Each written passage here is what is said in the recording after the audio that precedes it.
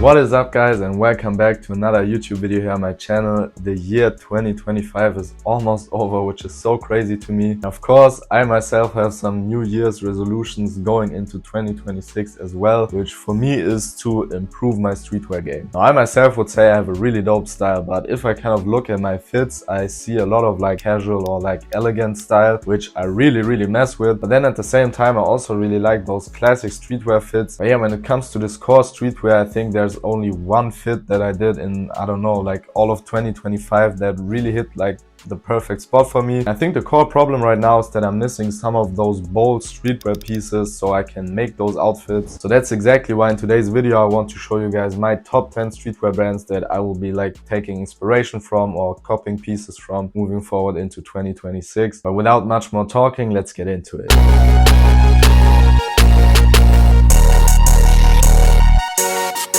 Alright, starting out we got Omni World, which is a brand owned by Corona, and it's a rather small brand. He's currently on the come up, I would say. He's made some really big progress in 2025. He's this typical Instagram solo brand owner, but he has actually now recruited someone to his team. And to be honest, I'm really proud of this dude. I've been following this guy for a while. What I really like about him is that he like kind of documents the whole journey on YouTube. He of course is on short form social media as well, but he is not spamming out content like crazy, so I wouldn't even call it an Instagram brand. And I think the brand has this super dope vibe that also matches his vibe pretty well, so it's super authentic. I think he's doing absolutely great work, and even though he's not super serious about designing, like even in his video he talks about how to create like winning designs or like how to get viral designs, sort of like this, which is not something that I super mess with, but I think he still has like an eye for design or like a talent for design, and therefore the pieces don't come off as super trendy or like super forced, trendy, viral. And a lot of the pieces that he's doing also have a lot of personal reference. For example, he's like super big into like childhood memory aesthetic. He made this PS2 wallet chain or these iPod wallets. Some of my favorite pieces are the Ruin denim, looks absolutely beautiful in my opinion. Then we got the bunny hoodie, which is one of his most iconic pieces, I think, and probably also the piece that I discovered the brand with. But to be honest, it was a zip hoodie back then, I think, but now he's made like a hoodie variant. Then there's also the Defender denim, which has these beautiful kind of knee pads. I'm pretty sure there's not actually pads in there, but it's just like the look of the seams. But as I said, I think this bold street character is definitely there, which you can, for example, see in these pair of socks, which I think is something that you don't see super often, is brands making socks and like bold and unique socks. And I think one of my favorite pieces from the brand is actually the Forest card holder. It looks super amazing. I can't even put into words why it's so beautiful. I don't own a card holder myself, so I might even get this one. And to finish this list, I then also really mess with the Forest beanies. They are available in 3 colorways, and I actually ordered 2 colorways of them on Black Friday. Now, unfortunately, they haven't arrived yet. I think I said it, the brand is from the US, from the United States, so ordering here from Europe obviously comes with its downsides. Let's move on.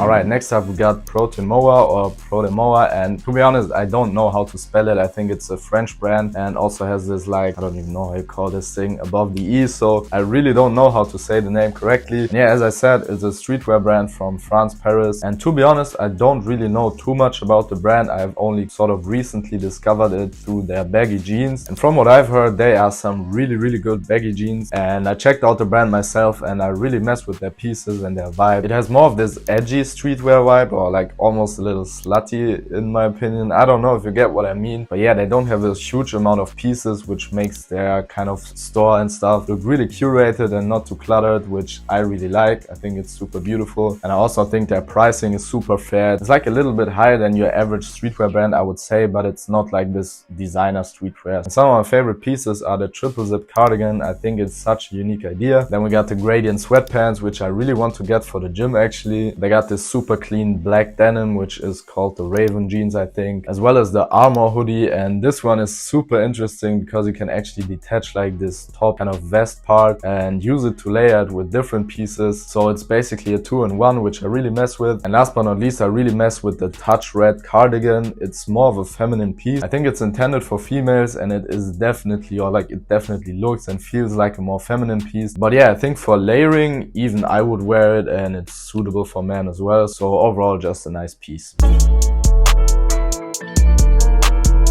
Alright, next up we got Surreal, which is a German streetwear brand. I'm not sure if there's one guy owning the brand, but it's kind of like 3 guys that are involved in kind of like the brand or like the leading structure, which is this fashion guy or like fashion YouTuber, Kareem. Then there's this streamer, which is more like a lifestyle or even gaming streamer. And then there's also this German rapper called Boondog. And now that I'm talking about it, I think it's actually 4 guys and I don't even know his name because he's like more of behind the scenes and really kind of working on the brand structure and everything like that, and like the sourcing of the pieces and manufacturing, stuff like that. Anyways, as I said, I think this is a really interesting brand structure because, well, you have like this fashion guy, which is I think the main designer, but then you also have influences from like the streaming or the entertainment industry and kind of this bubble. But then you also have this rapper with this kind of street hip-hop rap culture as an influence. I think all of this combined just makes a super dope concept. I have to be honest with you guys, it's a rather young brand and I have missed a lot, but I think they are now on a really good path to kind of discovering their own identity, putting that into the clothes and really making some unique streetwear. And I think if we give this brand like 2 or 3 years, this will be a really dope streetwear brand. Now let's get into some of my favorites. We got the brown teddy fleece. I'm really in love with fleeces lately and I think it's just a really clean basic that you could get. Then we got the polo hybrid hoodie, which first of all looks really interesting with this curved front panel, but then the highlight of the piece is having the polo element combined with a hood, and I think it just looks super dope and has like a lot of street character to it. And I think you can even detach the hood and then you have like kind of like this normal polo sweater. Then we also have this green yellowish twill shirt, and this one just has a really cool wash to it. Next we got the canvas cargo bomber, and I myself, I'm not the biggest fan of bomber jackets. I don't currently own one myself, but I could really see myself getting this one. I think it's really well executed. And speaking about bomber jackets, they recently dropped this sketch bomber jacket, which I think is a trend that will be definitely coming with like this all over sketches on pieces. You have seen it here and there, but I'm pretty sure this one is manifesting into a huge trend. As of right now, they are super early to this and they also executed it pretty well. And we also have a patchwork flannel, super bold streetwear flannel, fits the aesthetic perfectly and I think it looks super dope.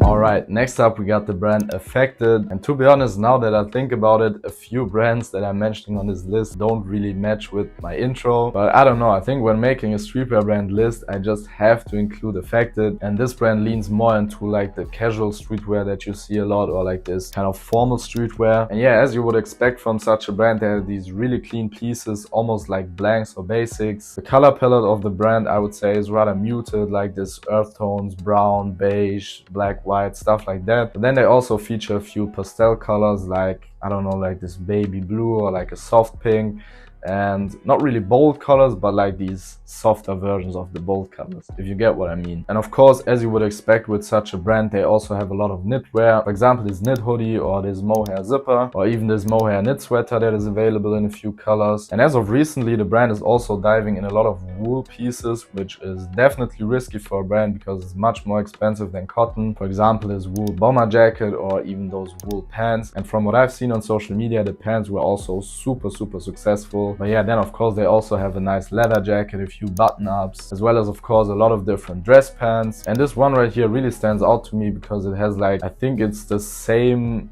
waistband that you would use in boxer shorts. So it's like this elastic waistband, but then it's a dress pant, and it's, I don't know, it's just a really unique approach. So it's like still formal and casual, but at the same time it's like chill as fuck, and I think it's a really interesting concept.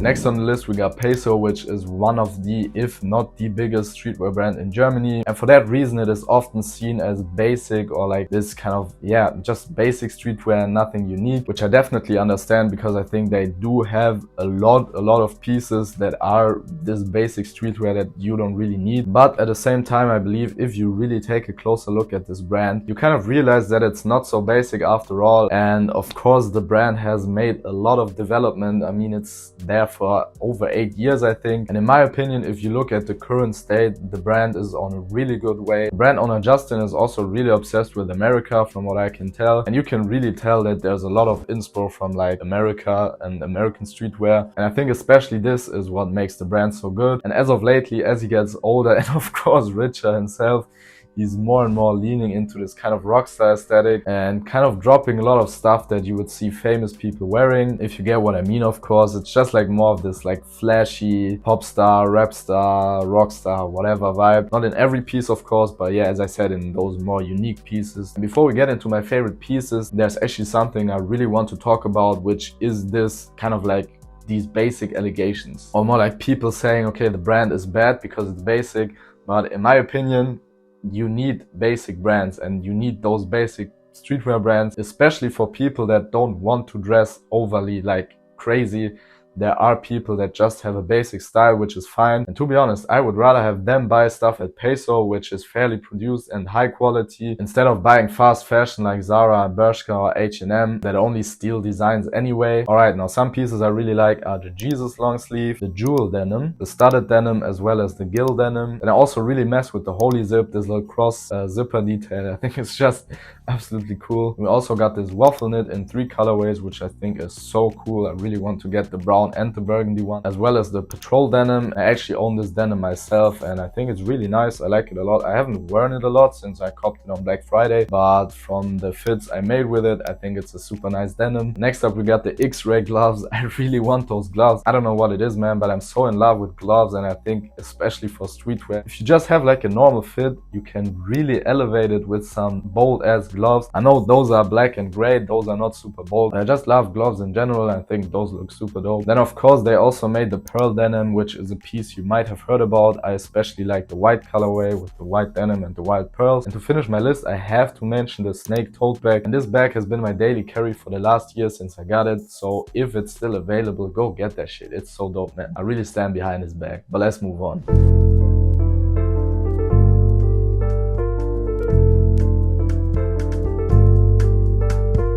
Alright, next on the list is Nude Project, and this one is a brand that drops, like, in my opinion, 90% bullshit. I have to keep it real with you guys. Just like logo stuff, logo hoodies and weird ass graphics. Now I know that from a business perspective it definitely makes sense, but from a fashion perspective, which is what is important to me, this is just absolute trash. But at the same time, if it was all that they are doing, I would definitely not include them on this list, and that's because they also make some super unique pieces. So yeah, Nude Project is definitely a brand to be on the lookout for, but if you're in their shop, you really need to do some digging to find some unique and cool pieces. But at the same time, that's what I'm here for. So let's get into some of my favorite pieces. First up, we got the alpaca knit sweaters, which I really like in this bold baby blue colorway. And then they also have this brown and this kind of like muted green. They also have those alpaca knit zip hoodies. And once again, what really stands out to me is this bold baby blue or sky blue colorway. And yeah, I think some of their knitwear is really what stands out for this brand. For example, like this knit zip up cardigan, or this gradient knit zip up, as well as this gradient knit sweater. Nonetheless, they still have some pieces that are not knitwear and super cool. For example, these velvet carpenter pants, or this Tokyo puffer jacket. And another jacket that I really like, which is actually on my current jacket wish list, is the Croco boxy jacket. Beautiful colorway, beautiful animal pattern. I don't know what else there's to say. To finish the list, we also have the Tapis jacket and the NY wool bomber jacket, I think it's called. But then again, those are not all of the dope pieces. Do some digging yourself, but just be warned, they have a lot of trash. Again, no front, but I just have to keep it real with you guys. Looking for a way to say that. Looking for a The next brand is Unfinished Legacy, and this brand is really close to my heart and kind of like a personal pick. I know their pieces are not too crazy, it's nothing super unique. I think it's still really dope streetwear, let's be honest. And it's a brand by those two guys from Milwaukee, which is in America, and kind of how they started out, or like their core business is screen printed pieces. So yeah, you have a bunch of graphic tees or graphic long sleeves, stuff like that. Then a while ago they also branched into like the manufactured pieces, and now they are kind of like this hybrid of the self-made screen printed clothing as well as like the manufactured pieces. And yeah, for me personally, I think the biggest aspect to this brand is the brand, or are the brand owners, because there's this guy Bremer, which is the main designer and the main kind of producer of the brand, and he's also the whole reason why I got into screen printing myself and why I started my brand. I just really messed with his approach to, I don't know, creativity and doing stuff. He's super experimental, and even if you're not into screen printing yourself, I would really recommend his YouTube channel because it's super chill, and he obviously documents the brand's journey as well. Some of my favorite pieces are the Unfinished Legacy graphic tee with the design that starts at the front and is finished at the back. I also really like the racing jacket as well as the mesh jerseys. I know it's been a huge trend, but I think for this really core street style, those mesh jerseys can really be styled well, and I think they look super dope.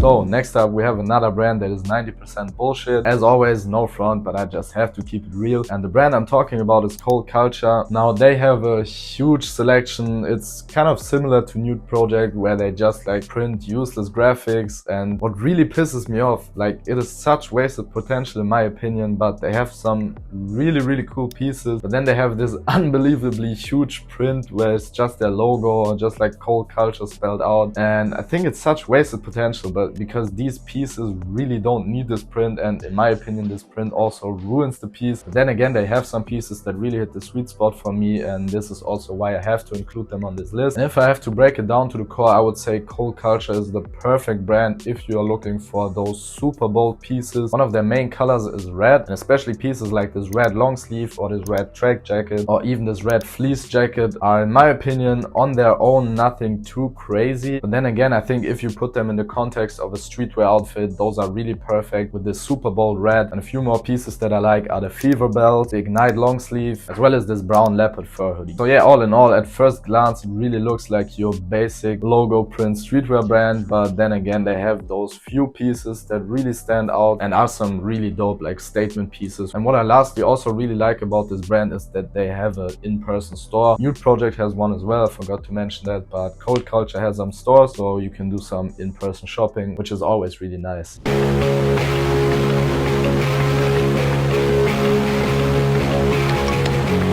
Alright, moving on, we got FFF Postal Service, which is a South Korean streetwear brand. And this brand for me is like the perfect address for this kind of like gorpcore or like almost techwear style, which I don't really mess with too much if you're like only feeding into this style, but taking some elements like these really tactical or technical elements, incorporating into your streetwear outfit, I think looks really dope. There are a bunch of brands that feature this style, but in my opinion, FFF Postal Service is just the GOAT. And I know their shit is hella expensive, and I myself don't really have the budget for it, but I still want to mention them. And some of my favorite pieces are those high neck jackets, as well as those track jackets. And they, at first glance, they look really basic, like basic track jackets, but then they also have this technical or almost like futuristic element to them, which then really aligns with the brand. What I then also really mess with is this curved zip jacket, which I think is such a unique outdoor jacket. And of course, kind of like the main feature of it is this curved zipper. What I then also really like is the diffraction long sleeve and the director cap.